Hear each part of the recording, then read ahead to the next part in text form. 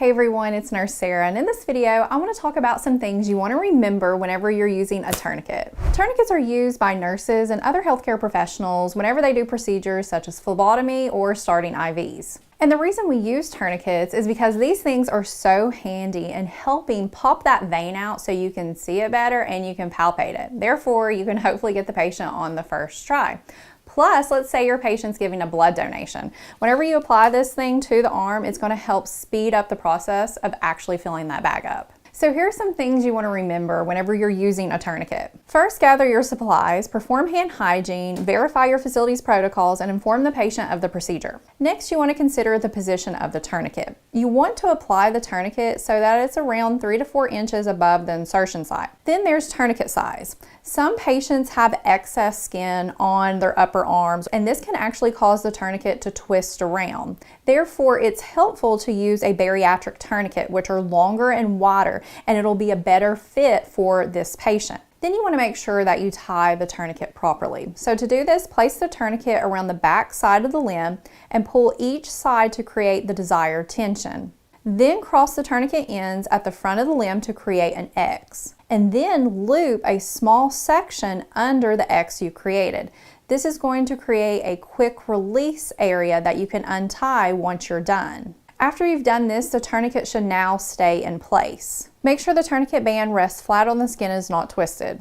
Once you've tied it, you want to make sure that the tourniquet is not too tight.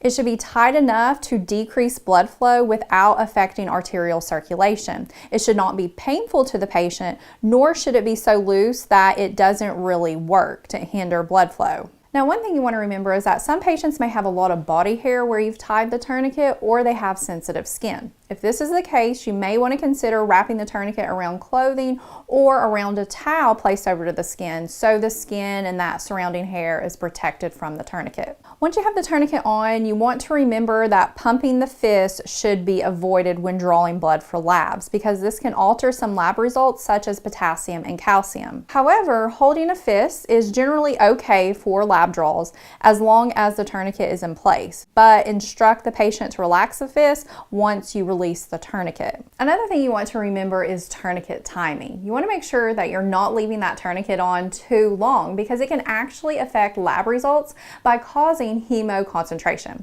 So the magic number you want to remember is 1 minute. So if you're palpating for a vein and the tourniquet has been on for more than 1 minute, you'll want to release it to allow blood to flow again for a couple minutes. Then reapply the tourniquet before insertion. Now, after inserting the needle and seeing blood flow, you generally want to remove the tourniquet at this point, so release it. However, if the patient shows signs of dehydration, has a poor vascular system, or other factors that could lead to a failed blood draw, keeping the tourniquet on up for 1 minute as you collect the specimen is acceptable. Leaving it on for more than 1 minute risks inaccurate lab results. And remember, whenever you're releasing the tourniquet, grab that safety loop you created when you applied the tourniquet, and it should easily just pop off. And then lastly, avoiding the tourniquet. In some situations, you're actually going to avoid using a tourniquet when you go to collect the lab specimen, because that particular lab actually says do not use a tourniquet when you collect it. For example, like a lactate level.